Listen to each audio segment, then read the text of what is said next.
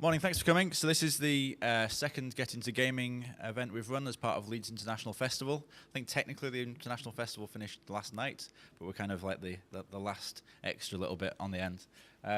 So I'm Simon Barratt. I run a VR, AR games and experience studio called Cooperative Innovations. We're sponsoring today, along with the International Festival, obviously I mentioned. So basically the International Festival gave us some funds to help run some gaming events, and I thought that a careers event would be very useful in terms of showing people what jobs there are in the games industry, what the roles entail, and how you might be able to break into the games industry as well. And I'd like to invite Jess to speak first. So thank you, Jess. Great. So hello, everyone. Thanks for coming along today. I'm Jess, and I wanted to talk to you a little bit about first kind of how I got into the industry and then some things that I've learned about it. So from as young as I can remember, I have been into games, as you can kind of tell. So my first foray into the games industry was when I was 4 years old. Both my mom and my dad studied computing degrees up at Abertay University. They used to sneak me along as well into their labs, and I used to do a little bit of play testing for anyone that was kind of making games for children. So I think from about the age of 12, I knew that I wanted to work in a creative industry. When I first started, I wanted to be a hand-drawn animator for Disney. That was my original goal. And then in my first year of university, they closed down their hand-drawn animation studios. So had to find a bit of a new dream then. But as I kind of went through my studies anyway, I kind of got more and more drawn towards the game side. Games are interactive. Every person that plays is going to have a slightly different experience, and being able to have to build a world and a character that has to be able to react to what the player is doing, well, that kind of seemed really interesting to me. So to follow my dreams, I actually began my official studies up at Abertay University, 14 years on from when I first went there. So alongside my studies, I helped make a small tablet game that left many non-Scots confused about why you had to wee out paper aeroplanes. I projected a scene onto the side of the library for Christmas carolers. I studied abroad in Copenhagen as part of Space Team, before taking part in Dare to be Digital and working on the game Seek, Find Your Friends. Now, Seek opened a lot of doors for me. So we went and showcased down at Eurogamer in London, so this was 3 years ago, after we won a competition with Unreal Engine to showcase on their booth. I then went out to GDC as an Intel IDDA scholar and found this, which is a giant picture of our game on the side of the Unreal Engine booth. There's no person for scale, but that's about twice the height as me. And then I went up, because I was like, wow, this is amazing. So I went up to thank them, ended up in an impromptu pitch with Apple, and ended up being featured as best new game on the iOS store. And we got over 110,000 downloads. So it turned out pretty well for us. Now, after I graduated, I joined the amazing 4J team up in Dundee, and I got to work on the console edition of Minecraft, where amongst a few other things, I got to have a wee bit of a dream come true, and I got to work with Nintendo to help bring their world into the Minecraft universe, and helped create the Super Mario mashup pack for Wii U. After 4J, I moved across to Epic Games, which you probably know best for Fortnite at the moment. So you may or may not have heard of Unreal Engine. So Unreal Engine is the game engine that Fortnite is built on, and it's also made by Epic Games. Unreal Engine is actually free to download. Millions of developers worldwide have actually built games inside the software, including all of these. And there's a shout out to Simon and his team and to the Tetra guys as well. Yeah. Now, hopefully you recognize a few more of these titles as well. So while I was at Epic, I was part of the engine team. So I was working with developers across Europe who used Unreal Engine in kind of whatever situation they needed, whether that was tech support, biz dev advice, introductions to finances, publishers. It really kind of was whatever was needed. And it involved a lot of traveling. I got to travel the world. I met thousands and thousands of people, but I got to help connect them all together. And that kind of brings me to my talk today. I want to talk about the importance of networking. So networking. It's a scary word. If we look in the dictionary, it means to interact with others, to exchange information, and develop professional or social contacts. So essentially, you have to go and talk to people, which isn't the easiest thing to do if they're kind of half as crazy and lovable as this lot. So when most people think of networking, our minds tend to jump to people in suits at some sort of reception with mingling around with some sort of alcoholic beverage in hand. But actually, networking covers a far wider remit than that. It's kind of any interaction you have with somebody else, whether that's online or in person. So that could be while you're waiting at an event in line for a coffee and you start chatting to somebody, all the way through to commenting on somebody's piece of work that they've just published online. So every interaction you make, it's not only for developing your professional contacts, it's also an opportunity for you to help build a really good presence inside the industry. networking is vital. You could have the best portfolio out there, but if you aren't getting it in front of the right people, it isn't really helping you in any way. And to really kind of put this into perspective, every job I've had in the industry, I've actually known the people who hired me before they hired me. So I'd met the 4J team at a local industry meetup up in Dundee. One of my friends used to work there and she'd introduced me to the team. I met the Unreal Engine team when I showcased with them at Eurogamer, and then again out at GDC when I was a scholar. And I really don't think that I would have had those roles if I hadn't met those teams beforehand. Now, it's definitely not just about who you know. You still have to have the skills and the work ethic to back you up. But if somebody has met you and they like you and know that you're going to fit in well with the studio, that's always going to be a bonus, because at the end of the day, games are all about teamwork. So this means you need to put yourself out there and get involved with as many different things as you can. Now, that can seem like a big leap to take. Suddenly, you need to put yourself under lots of pressure to go do lots and lots of things and get involved with as many different events as possible. Well, from my experience, actually, one thing often leads to two. So you go to one event, and two things come out of that event, and then two more things come out of that event, and it just keeps growing and growing and growing. So don't stress about trying to find lots and lots of things all at once to go do. Just go make that first step. Go to that first event, go to that first conference, go to your local kind of Gamma Yo or local games meetup, and just see what comes out from there. Now, I know that can still be kind of overwhelming to do, like especially if you've never gone to an event before, and especially if you're going on your own. So I have some really simple takeaways that I want to share with you, which will hopefully give you a little bit more confidence in going and taking that first step. And to make them a little bit more memorable, they are in the form of gifts. So before you even leave the house, networking actually begins online.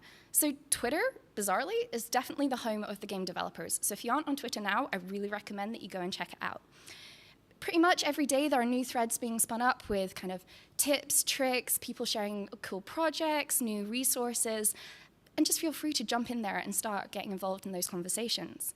Now, often if somebody's heading out to an event, they'll either tweet out that they're en route, or they'll even put the event tag inside their name, so you can see where somebody is going.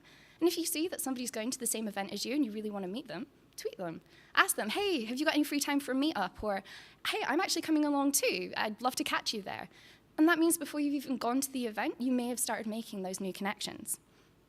Now, I've actually been following the wonderful Anna Hollenrake, who's going to be joining us later on for a talk on Twitter, way before I ever met her. I loved her art, and I was like, I'd love to meet her one day. And then found out that she was going to Games Forum because she put the event name inside her Twitter name, and then I tracked her down there, and we've been really good friends since. So it really does work. Now, I definitely think the hardest part about networking is starting a conversation. I don't know if you can see that, but that's actually the scene from Frozen where they're cutting bits of ice blocks in half.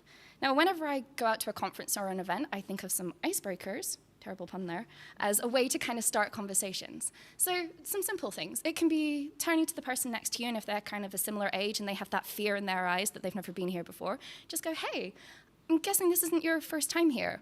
I'm guessing this is your first time here. Or if they seem kind of wise and old and really relaxed, go, I'm guessing this isn't your first time here. Other ones can arise in the moment. If you've just seen a talk, be like, hey, what did you think of that talk? I think this part's really cool. I've never seen that before. And if there's just been some big industry news, talk about that. Be like, guys, have you heard? Half-Life 3 has been confirmed. Like, one day. Now, it can be intimidating talking to people you don't know. But remember that you have lots in common with the people around you. I mean, we're all game developers. We're all gamers. So to one degree or another, we're all nerds. If somebody has... It's true. If somebody has like a bag or a badge, a tattoo or a t-shirt of a game that you really love, tell them that you love it and tell them that that game's awesome. And people instantly start talking to you about, oh my God, did you see that bit? Did you see this bit? And once the conversation has started, it's surprising how easily it will flow from there and how many other people will also start joining in. So don't be afraid to go up there and start a conversation with your idols, especially if you really, really, really want to talk to them. I know most devs, no matter how senior they are still human. They're always down to earth, and they're always willing to speak to you. I know a lot of people will shy away from talking to developers that they really admire. It's like we seem to build up this scenario where they'll open their mouth and rainbows will pour out, and then angels will sing from on high and glitter will rain down from above. And as awesome as that would be, unfortunately, I have to tell you that that just won't happen. You're going to end up having a really awesome, but a really normal conversation with them. And you're probably just going to come away feeling really inspired and really great that you had the guts to go up there and talk to somebody. So have a little courage and just reach out to say hello. The overwhelming majority of people I have spoken to, when I've asked them what their biggest career regret, it's always something that they didn't do, not something that they did.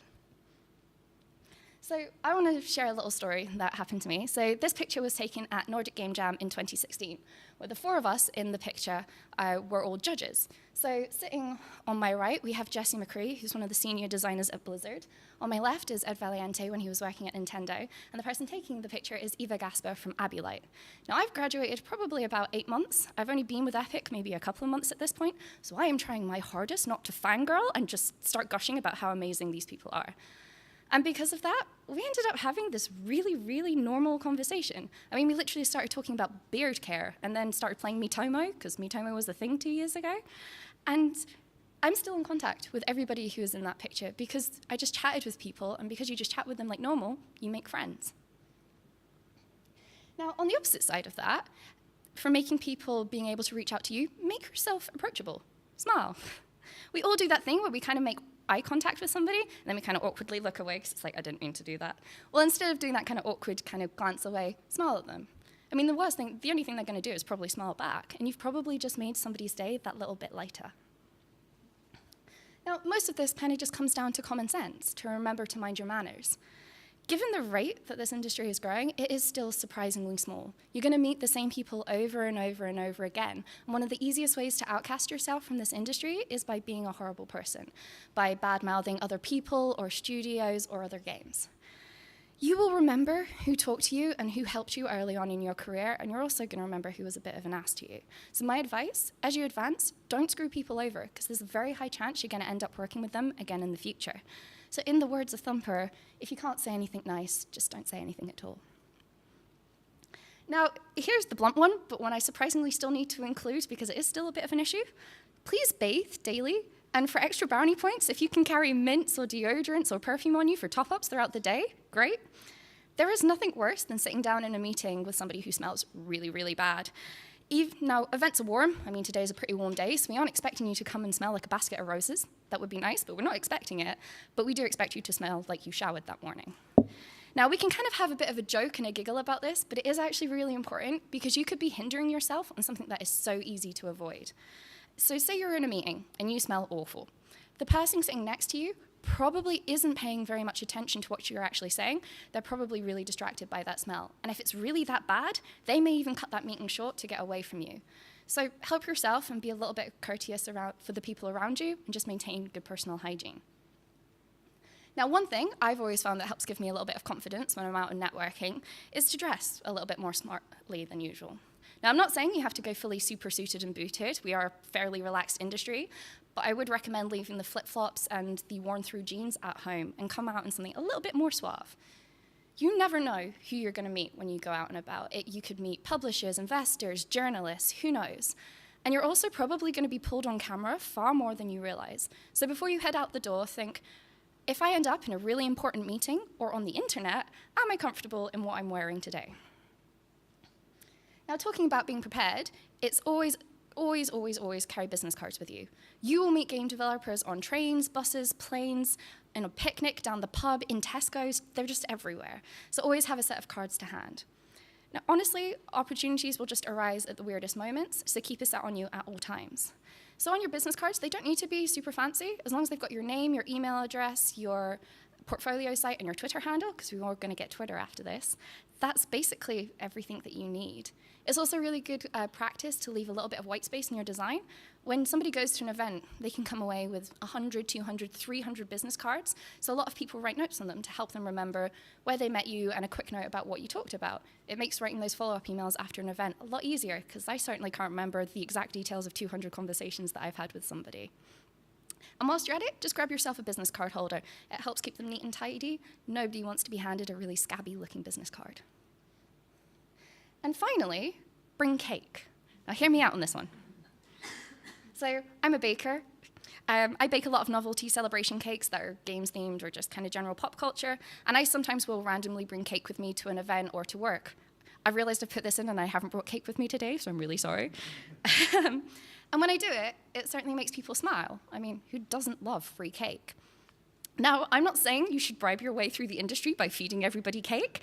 I don't think many people would complain if you tried, but think about it this way. What's the thing that you can do, that only you can do, that can bring a smile to people's faces, that can make this industry just that little bit better? Life in the industry is pretty tough. It's full on, it's hard work, and it doesn't really ever stop to take a break. So little moments of surprises, of fun, or encouragement, that really makes a difference. It's safe to say that I think game developers often get a bit of a reputation the longer they're in industry to become a little bit bitter and cynical. Well, don't be like that. Be that person who brings a little bit of sunshine with them, who lightens up the room. It's amazing how far a little kindness and some good spirits can get you. So that brings me to the end of my talk. I hope it's been helpful. I'm looking at Simon because I have no idea what the timing is, if I have time for questions or not. Okay. If you don't want to ask questions in real life right now, my Twitter handle has been on there the whole time. My DMs are open, so you guys feel free to question me there. Great.